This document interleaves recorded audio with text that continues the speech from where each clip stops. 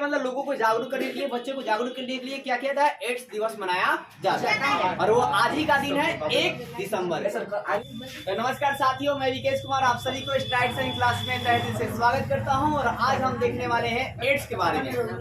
तो एड्स जो है आपको पता है एक बहुत ही भयंकर बीमारी नहीं, आप इसे महामारी कह सकते हैं, क्योंकि जिस व्यक्ति को एड्स होता है लगभग वह व्यक्ति सुखधामपुर चले जाते हैं। सुखधामपुर मतलब जहाँ पर बहुत ज्यादा उनको जाने के बाद तसल्ली मिलती है आत्मा को, खासकर चले जाते हैं। तो सबसे पहले जानिए कि एड्स का फुल फॉर्म क्या होता है। तो आप ध्यान दीजिएगा कि एड्स का फुल फॉर्म जो होता है ना, एक्वायर्ड इम्यूनो डिफिशियंसी सिंड्रोम होता है। फिर से एक बार सुनिएगा, एड्स का फुल फॉर्म क्या होता है। ए फॉर एक्वायर्ड है, डी फॉर डिफिशियंसी है और आई फॉर का जी इम्यूनो है और सी फॉर का जी सिंड्रोम है। तो acquired immunodeficiency syndrome, AIDS का फुल फॉर्म क्या जी, एक्वायर्ड इम्यूनो डिफिशियंसी सिंड्रोम। 2-3 बार आप रिपीट करेंगे आपको याद हो जाएंगे, एक्वायर्ड इम्यूनो डिफिशियंसी सिंड्रोम। अब एड्स होता किससे है, तो HIV से। किससे होता है जी, HIV वायरस से। अब HIV का फुल फॉर्म क्या होता है, तो human immuno deficiency, human immuno deficiency और भी मतलब वायरस। एच मतलब ह्यूमन, ह्यूमन मतलब मानव भाई साहब, मानव। हाँ, मानव। इम्यूनो मतलब प्रतिरक्षा तंत्र, पता है आपको, इम्यूनो सिस्टम। तो HIV हमने बताया क्या, जो एड्स किससे होता है जी, HIV से होता है। और HIV क्या करता है, तो प्रतिरक्षा तंत्र को नष्ट कर देता है। जो नेचुरल इम्यूनिटी सिस्टम जो अंदर आपके बॉडी के अंदर है ना, उसी को नष्ट करता है। और इम्यूनिटी सिस्टम जब नष्ट हो जाएगी, जब प्रतिरक्षा तंत्र नष्ट हो जाएगा, तो वहां पर आपको रोगों से लड़ने की क्षमता क्या हो जी, नष्ट हो जाएगी। रोगों से लड़ने की क्षमता कम हो जाएगी और ऐसे में वह इंसान जो है जिसको एड्स हुआ है, वो एड्स नहीं बल्कि दूसरे बीमारियों के संक्रमण के कारण वो डेथ कर जाएगा, वो समाप्त हो जाएगा। इसमें खाली खाली भर दिया, अब वहां हो गया तो क्या हो देखिए क्या होगा। तो मैंने अभी आपको 3 बातें बताया कि एड्स का full form acquired immunodeficiency syndrome होता है, एड्स HIV से होती है और एड्स जब HIV क्या करता है, तो आपका प्रतिरक्षा तंत्र को यानी T फॉर लिम्फोसाइट को नष्ट कर देता है, जिससे रोगों से लड़ने की क्षमता उस व्यक्ति की खत्म हो जाती है और अंततः व्यक्ति अन्य रोग से समाप्त हो जाता है। अब इस रोग के लक्षण क्या है, तो सबसे पहला लक्षण है कि लसिका ग्रंथि खुल जाएगी। अब ये लसिका क्या होती है, तो लसिका एक चिपचिपा द्रव होता है। लसिका क्या दादी, पीले रंग का चिपचिपा द्रव होता है, जिसमें प्रोटीन भी पाए जाते हैं, कार्बनिक पदार्थ भी पाए जाते हैं, जल भी पाया जाता है और कार्बनिक पदार्थ भी पाया जाता है। तो इसकी जो लसिका की जो ग्रंथि है, जिस नली के माध्यम से लसिका आता है जाता है, वो नली क्या होती है, खुल जाती है। लसिका ग्रंथि क्या हो जाएगी, खुल जाएगी। प्रतिदिन क्या होगा कि आपके वजन में कमी आएगा। जिस इंसान को एड्स होगा ना, उस इंसान को प्रतिदिन क्या होगी, भार उसका कम होते जाएगा, वजन कम होते जाएगा। फिर वो सोचने समझने की जो क्षमता है वो भी खत्म हो जाएगी या कम हो जाएगी, मतलब स्मरण क्षमता जो है कम हो जाएगी। मतलब वो इंसान सोच ही नहीं पाएगा अच्छे से, समझ कर वो अच्छे से बोल ही नहीं पाएगा, जिस इंसान को एड्स हो जाएगी। इतना डेंजर एड्स है। फिर आप कहेगा बोलचाल में भी दिक्कत आएगा, मतलब सही से बातचीत भी वो नहीं कर पाएगा, ठीक है। फिर इसके अलावा लगातार उसका पेट वगैरह जो है हमेशा परमानेंट क्या रहेगा, खराब रहेगा, बीच बीच में वो बीमार भी पड़ते रहे। तो ये सारे एड्स के क्या थे जी, लक्षण कि भाई साहब भार कमी हो जाएगी, लगातार पेट खराब होगा, बीच बीच में बीमारी हो जाएगी, तो बच्चा पर जहाँ तहाँ क्या जी घाव आ जाएंगे, थकावट होगा, बोलचाल में क्या होगी, कष्ट होगी और स्मरण शक्ति क्या हो जाएगा, कम हो जाएगा। यानी स्मरण शक्ति कम हो जाएगा, इसका मतलब क्या, सोचने समझने की क्षमता जो है कम हो जाएगी। अब देखिए प्रसार या संचरण के कारण क्या है, एड्स कैसे फैलता है। तो जो इसका पहला कारण है वो बहुत डेंजर कारण है, और जो पहला कारण से एड्स होगा उसमें इंसान को 99% चांस है को नहीं बचेंगे, मर जाएगा। हाँ सर, उपाय कीजिए बचने की। पहला कारण जानते क्या है, वो अवैध यौन संबंध के कारण या अनैतिक यौन संबंध से होता है। अनैतिक मतलब भाई साहब कोई एक इंसान है, वो 2-3 इंसानों के साथ मतलब फर्टिलाइजेशन का क्रिया अपनाता है, ठीक है, मतलब निषेचन करने का प्रयास करता है या मतलब जोर जबरदस्ती करता है, तो वहीं पर उसे कहा जाता है अनैतिक यौन संबंध। तो कहा जाता है कि गलत के साथ गलत होता है। मान सकते हैं कि उसे कहा जाएगा, जैसे रेपिस्ट वगैरह होते हैं ना, खासकर उनको ही ये रेट्स नामक बीमारी होती है, समझे। तो गलत के साथ क्या था जी, गलत। कई लोग जो है ना निरोध पर भरोसा रखते हैं, निरोध के जब फटे मतलब पूरा अच्छे से उसमें लिखा मतलब क्या होते हैं, जो उसमें लिखा हुआ बातें जो जब लोग पढ़ेंगे तो पता चलेगा कि निरोध भी पूर्ण से सेफ्टी उनको नहीं देती है, क्योंकि गलत के साथ गलत होगा, आज नहीं हुआ तो कल होगा, लिखित रखिए। तो आपका है क्या कि सबसे बड़ा अनैतिक यौन संबंधों से होता है, इसलिए लोगों को बतलाना चाहिए कि भाई साहब अनैतिक यौन संबंध नहीं होने चाहिए, समझे क्या। मतलब आपका एक इंसान है, उस एक इंसान से ही डिपेंड रहिए, दूसरे पर नहीं।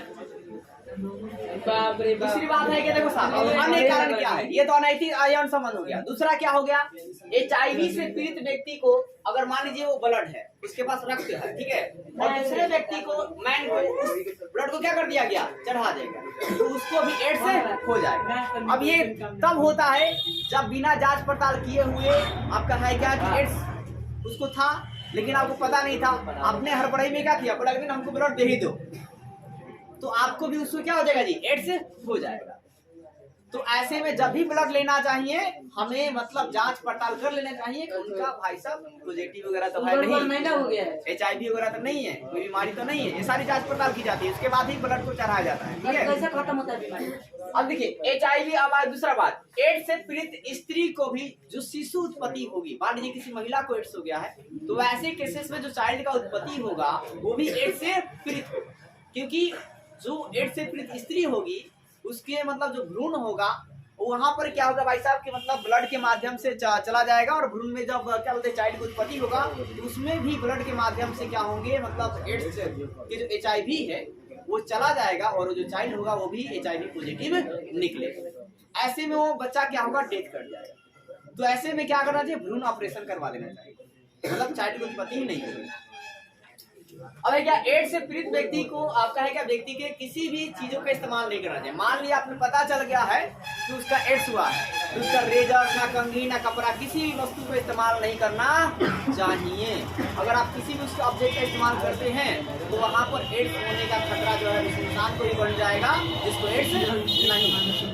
तो कई केसेस में ऐसा भी होता है, समझ गए। जैसे कोरोना देख रहे हैं, एक आदमी दूसरा फैल रहा था, उसी प्रकार एड्स भी है भाई साहब, ये बड़ा खतरनाक। एड्स तो इतना मतलब डेंजर है, कोरोना में तो अपने लोग थोड़ा बहुत पास चले जाते, मतलब थोड़ा बहुत सप्ताह की मतलब ध्यान भी रखते थे। एड्स में भाई साहब कोई अपना भी ध्यान नहीं रखेगा, हर कोई आपको पराये जैसे व्यवहार करेंगे, और आप इस सोच से मतलब मारे जाएंगे, मेंटली डिस्टर्ब भी आप हो जाइएगा कि मुझे अपने ही मेरा ख्याल नहीं रखे।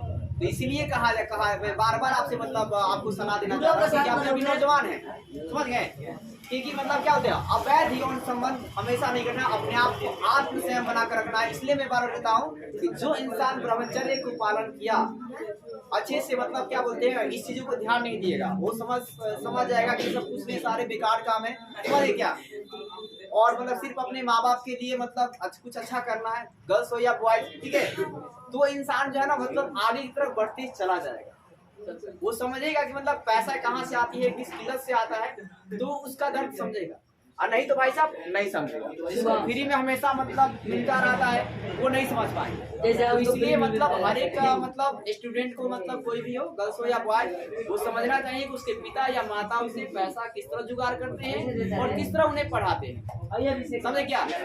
बेटा को भी मतलब पूरा छप्पर क्या बोलते हैं रगड़ कर ध्यान देना चाहिए, और बेटी को भी रगड़ कर ध्यान देना चाहिए, ताकि पेरेंट को ये फर्क ना पड़े कि हमारे घर में बेटा है कि बेटी। रगड़ कर तैयार करेंगे तब, नहीं तो अगर मान लीजिए कि मतलब गर्ल्स हैं, अगर वो रगड़ कर तैयार नहीं करती है तो वहाँ पर स्वाभाविक है कि पेरेंट के प्रति क्या होगा कि मतलब भेदभाव वाली घटनाएं जो है सामने आने लगेगी। तो अगर आपने मतलब महिलाएं अगर अपनी स्थिति को उच्च करना चाहती है, ऊपर उठाना चाहती है, तो यहाँ पर हर एक स्टूडेंट को मतलब हर एक गर्ल्स स्टूडेंट को ही करा से करा मतलब गर्दा से गर्दा करना पड़ेगा, बढ़ती करना पड़ेगा। मैंने कल का एक न्यूज देखा जिसमें 7 बेटियां थी और 7 के 7 भाई साहब किसी पुलिस फोर्स में। कौन थी मतलब बिहार के हिंदी, ठीक है, कोई गोपालगंज, कोई मतलब ऐसे मैं रील्स देख रहा था तो मतलब वहाँ पर देखा वो मतलब एक क्या पता चलता है भाई साहब, बेटा हो या बेटी कोई फर्क नहीं पड़ता है, बस अच्छे से मतलब गार्जियन पढ़ाए और बेटी पढ़ ले, बेटी बचाए बेटी पढ़ाए। और लड़कों को ऐसा मतलब रगड़ कर ध्यान देना चाहिए, क्योंकि देखिए अगर आपने ध्यान नहीं दिया ना कोई पूछने वाला आपको नहीं। यहाँ तक कि मतलब क्या बोलते हैं, अगर आप थोड़ा बड़े हो जाइएगा तो फिर भाई साहब भी नहीं पूछेंगे बउआ कैसन बात। आगे देखिए ध्यान दीजिए, अब नियंत्रण की बात करते हैं, बैलेंस का साथ। तो एड्स का ना टीका बना है ना औषधि बना है, तो क्या नियंत्रण होगी? नहीं, ऊपर जा चुपचाप। वर्तमान समय में कहा जा रहा है कि 90% एड्स के टीके पर काम हो चुका है और 10% बचा हुआ।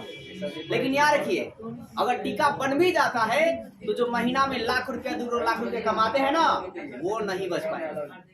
जो करोड़पति हैं उन्हीं के बचने के चांस है, क्योंकि ये बीमारी भाई साहब डेंजर बीमारी है और इसमें मतलब खर्चा बहुत ज्यादा आएगा। क्योंकि आपने ये जो बीमारी है ना वो गलत करने के साथ हुआ है। एक आप अपराध किए, उन्होंने अपराध किए हैं तो अपराध की सजा तो भाई साहब मिलेगी ना, पूरा उजरना तो पड़ेगा, ठीक है।